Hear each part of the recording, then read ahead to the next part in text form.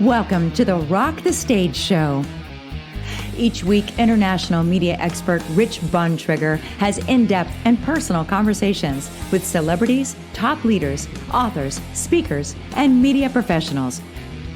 Now, from the Rock the Stage studios, here's your host, The Trigger, Rich Bontrager. Welcome back to Rock the Stage Show, The Trigger, Rich Bontrager. And this Sunday evening, we're going to give you part 2 of a great conversation with the incredible Randall Kenneth Jones. We started the conversation last week. Make sure you go back and watch it. It was wonderful.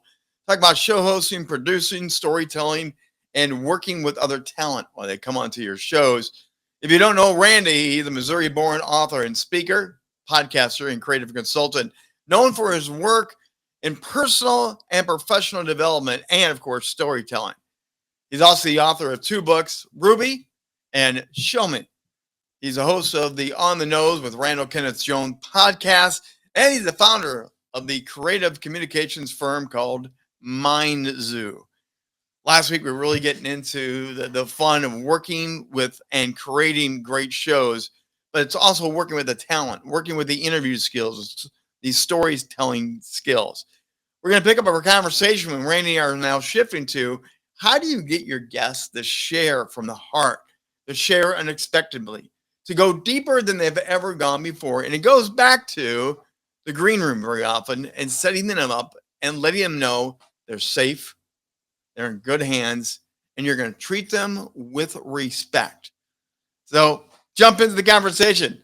Here is Randall Kenneth Jones, along with myself, Rich Trigger Bontrager, part 2, respect and helping them shine.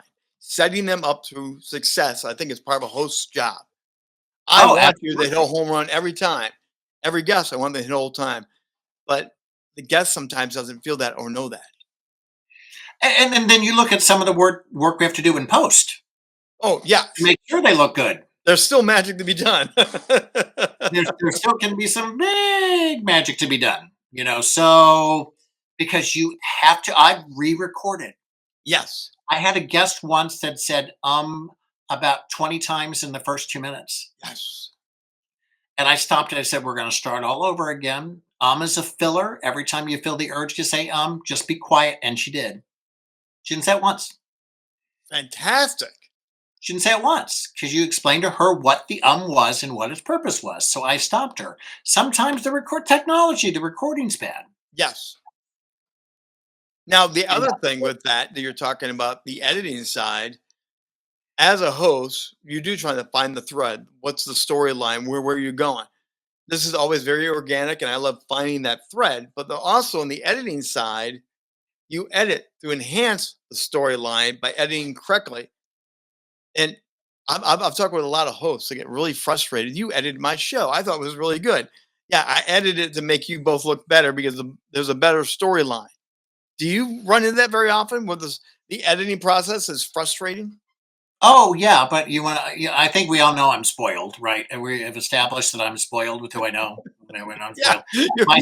My son Kevin Jones, DC-based Kevin Jones, is a trained video editor. Wait, Washington D.C.? Yeah. Right here where I live. Yeah. How do I not know him? Come on, Randall. How do I not know him? We can fix that. He is the producer and the editor of this show. Now I give him an editing script. We work on it together. Yes. But he's has worked for an agency. He works in corporate America now.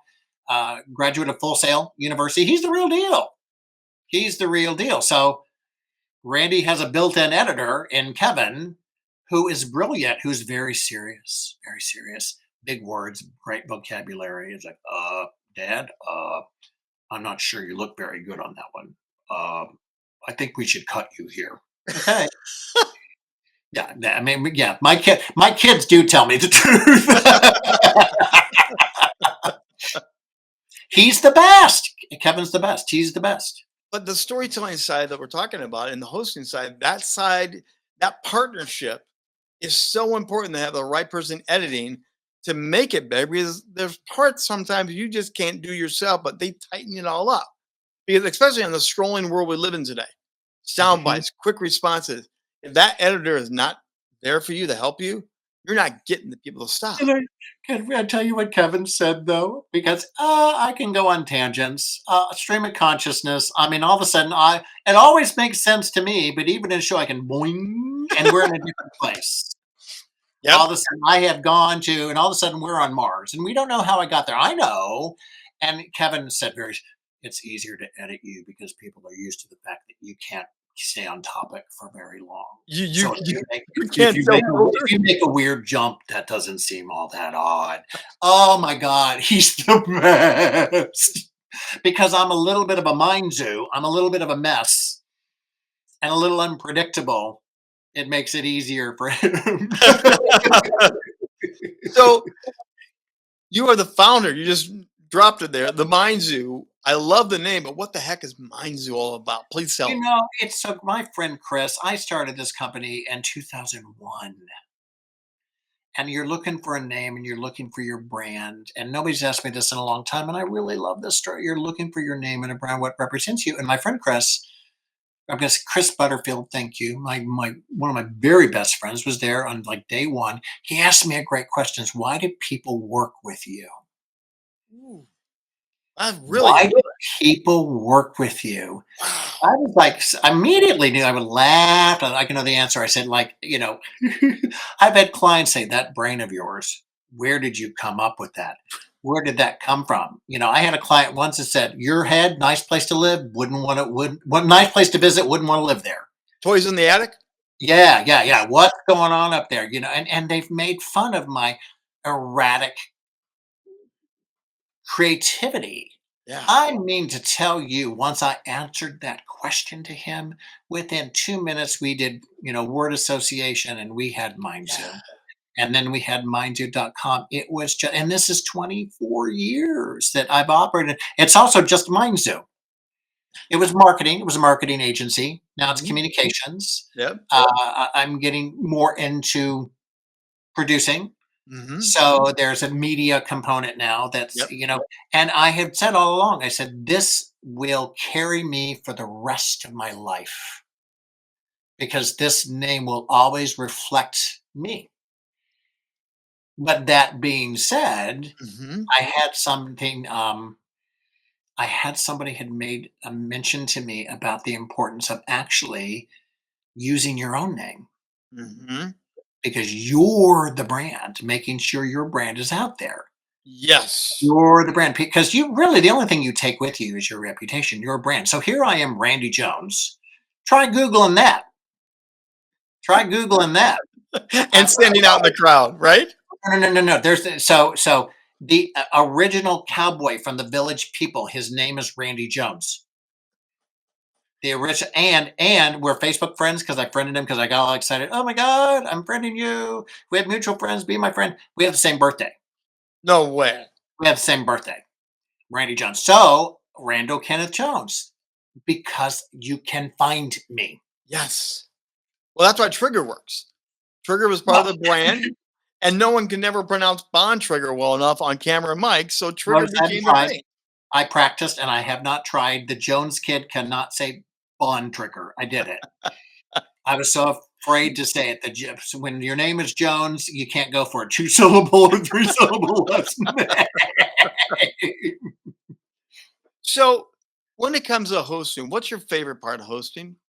What do you truly love about this craft that we get to do? We've talked about so many aspects, but I'm going to be very specific in the answer.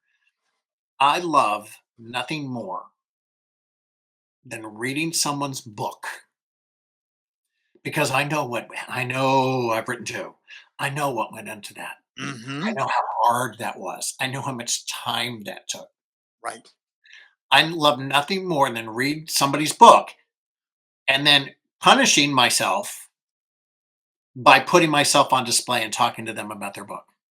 That's a challenge. I'm the one being challenged there. I love author interviews.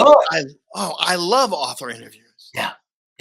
But it's hard because you want to talk about you're on, because especially if you make comments or anything on that book, it's like you punish yourself by saying, now I'm going to go up to the author who gave everything to this book and be knowledgeable and respectful of this process. And then I get all this credit from authors where you're so prepared, you're so prepared, you're so prepared. And you know what? Sadly, most of that is I read the book, not chapter one and the last chapter. I read the book. Not Cliff Notes. For those of us who are old enough to remember Cliff Notes, you read the book. Did you Start highlight? Did you and, earmark? Did you? and highlighted it within an inch of its life. Yes. And was prepared with a stream of consciousness of how to talk to them. Once again, they must be respected. That's too much work to Well, not to also, have anybody do anything less than that for you. That's my favorite thing to do. well, like the early morning shows, a lot of time they'll have that 5-minute interview with the author, but that's Cliff Notes from a producer that handed them the question to ask, and you can tell they never read it. These are stock question answer type situations, and you can tell they can't do it. But when you read it, you know it. You mark the pages yourself. You read a quote by yourself. It impacted you. Everyone knows you really read the book, and it makes a difference. Oh, when I did Hoda's Sirius XM show, and I did the cheat sheet for her, and she knows me. I mean, we had met before. I'd interviewed her before. I'd interviewed her twice before. And so she knew me and she wanted the book on. So it's not that I'm not sure to what extent she read the book, Right? but I saw her literally during the commercial break. Yes. And then you're Hoda Kotb. So you read it, you scan it, you're there, then you got, look, Mhm. I'm Hoda. I'm now going to conduct a perfect interview, a perfect, seamless interview. And you're going to know that I love you when it's all is said and done. And that's special. So let's That talk is about that. very special. Let's talk about that show hosting storytelling. There is, when you combine those two together, there is a feeling. You can feel the arms wrap around. You can feel the hug through the camera. You can feel the love and the emotion.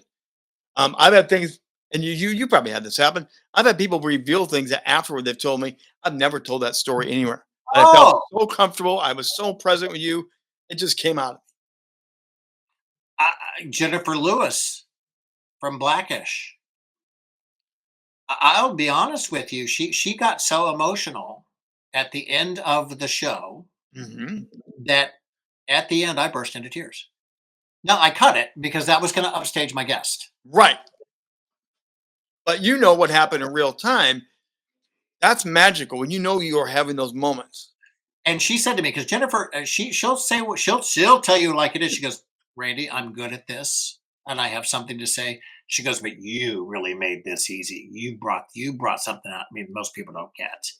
And I thought, wow. I mean, yeah, no, she made me burst into tears because I was so profoundly moved by how she did not hold back on her emotions at And all. isn't that some of the sweet stuff? The But great, it's a great, great. gift. It's a It is. gift. It is a gift. Yeah, it's a gift. Well, Barbara Walters certainly had it. Right? Oprah's got it. Oprah's got it. Oh yeah, yeah, yeah, yeah, yeah. But you don't Oprah's want got to play that card too often, but you do want to know when to lean in and use that magic. Use that unique thing where I know there's something there. That's the follow-up question. That's a deeper layer. And they can feel so safe in your arms across the camera lens. They'll go there with you. You just said something, and I think we can play the card. Yeah. Know what I'm gonna let's use this. Know Yes. what the cards are in your deck. Yes. I'm a joker. You're a joker. Mhm. What's my ace in the hole? What's your ace in the hole? Yeah. What's your ace? My What age is that I can what's gonna read. be your lucky seven? What's your lucky seven? I mean, know what's in your deck. What Right. card you have to play and you win the game by letting them win. Oh, And your listener win. absolutely. And your listener win. Absolutely. So I've had people cry on the show, break it. You know when they'll pull them back out. You know how to have that release, have that special moment. Everyone loves that. And then you also know how to reel them back in to get them out of it because there's nothing worse than having them. Now they're off the rails. Now they're lost. Their brain is gone because I just blubbered on camera. Mhm. That's the second part of it. I know when to lean in and go for the follow up question. I also know how to get them out of it.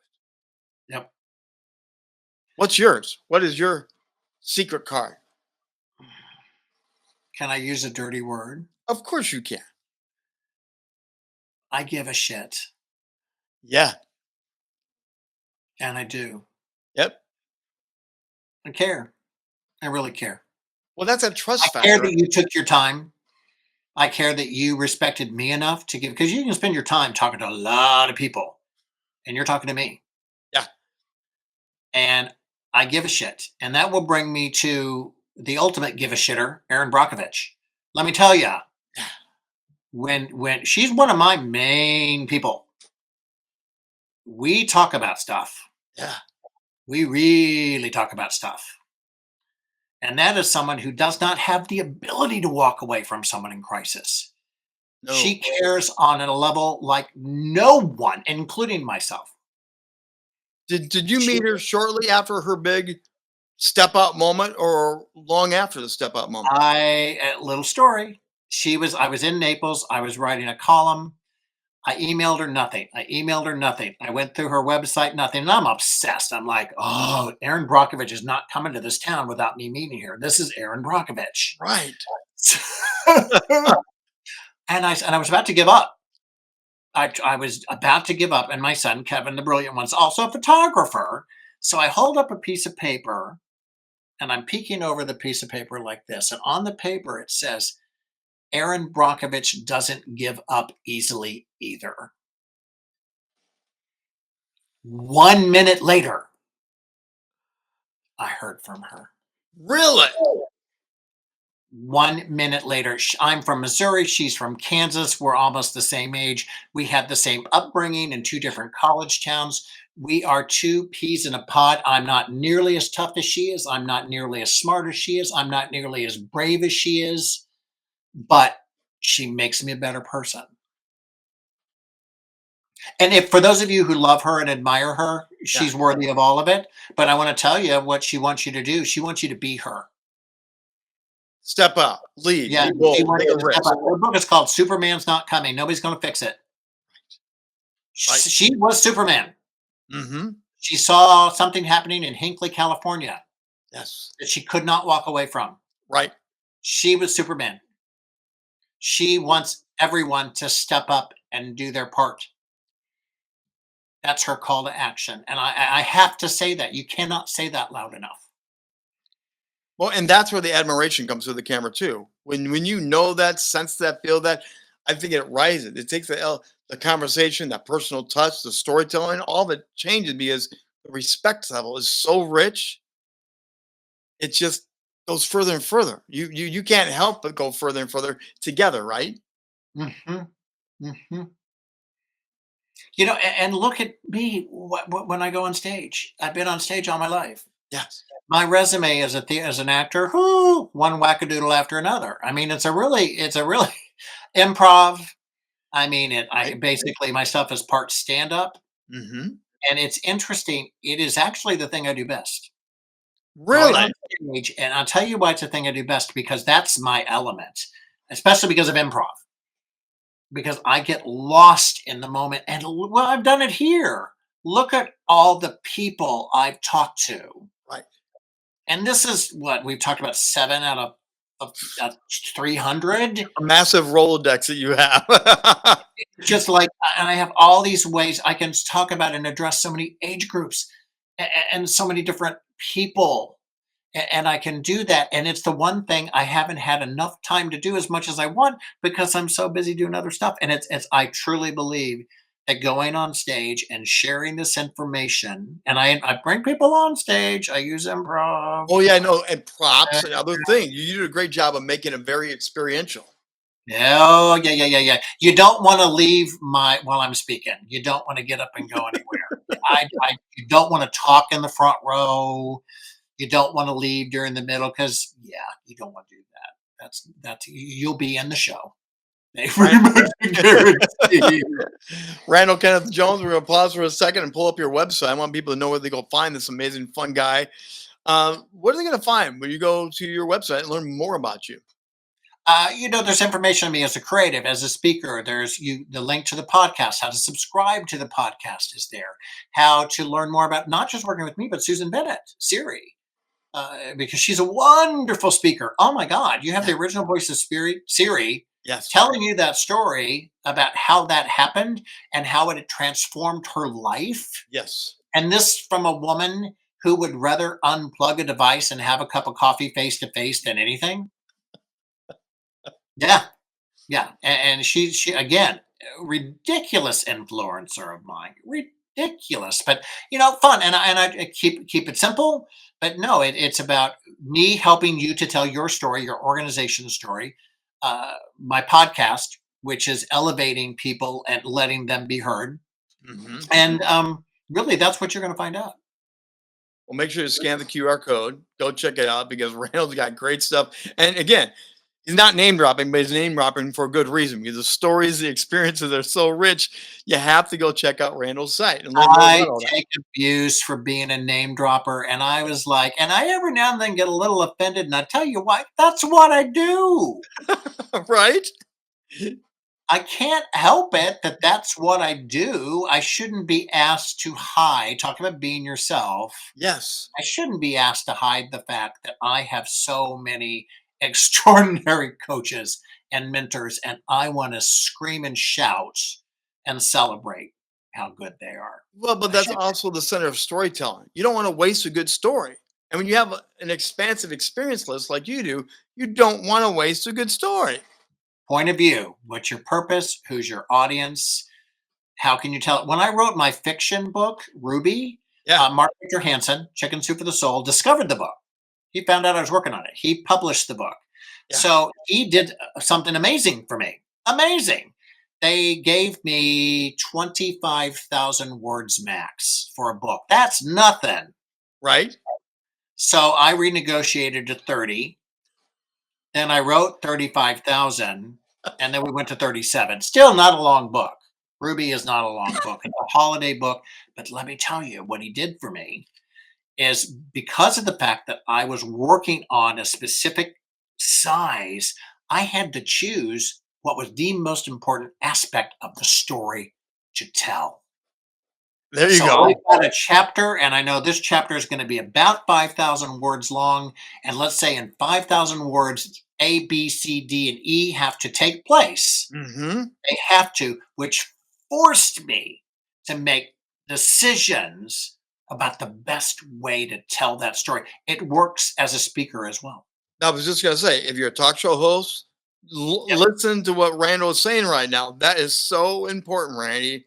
That's like, pin that, replay that. You really need to do that. It's presentations. It's you talk, whether you've got a podcast, talk show host, presentations. And this is from the loquacious guy who doesn't really know how to shut up. So, But I've acknowledged that, and I'm still working on it. I'm a work in progress. So one final question before you let us go, and this one's gonna be tough for you. Oh, No, man, you're killing me. You're killing me. You're good. If you could sit around a campfire with any three, I'm gonna limit you to three, any three, living or gone, who would you want on that guest list? Oh, no, I got it. Stories. No, I got it. You got it. Oh, no, I've known this for a long time. Oprah, if you're listening, I know Stedman. Stedman is brilliant. Stedman has been on the show. Stedman takes my phone calls, and people have said, why haven't you asked Stedman? I said, because I think that's disrespectful of him. I said, I'm not going to go to Stedman because I respect him and his work and his point of view. And I'm not going to be that guy that calls Stedman up and says, help me get to Oprah, because he's amazing and his work is amazing. And my relationship was with him and celebrating his work. And I refused. People can say you were wrong, but I refuse to use that as a stepping stone. If she came to town, different ballgame. Yeah, then I'm going to call. Dolly. There we go. Dolly Parton. Okay. Dolly Parton. For the longest time, can I use 4? All right, I'll let you use 4 because I like you. The Pope. I'm not Catholic, but I really liked the last Pope. Yep. When the new Pope would work too. Oh, yeah. Yeah, the new Pope would work too. And I'm not Catholic, but I still was fascinated by that. And David Sedaris, author David Sedaris, comedic author David Sedaris is just ridiculously amazing. And I have tried to get him on my show. Let's put it in the world. David Sedaris, I love you. I love your work. I want to be you as a humorist. I can never be you. Please, David, come to me. Oprah, come to me. Dolly, come to me. New Pope, come to me. I'm here. I'm ready to be there for you. I love it. I love it. Yeah, I thought of this one.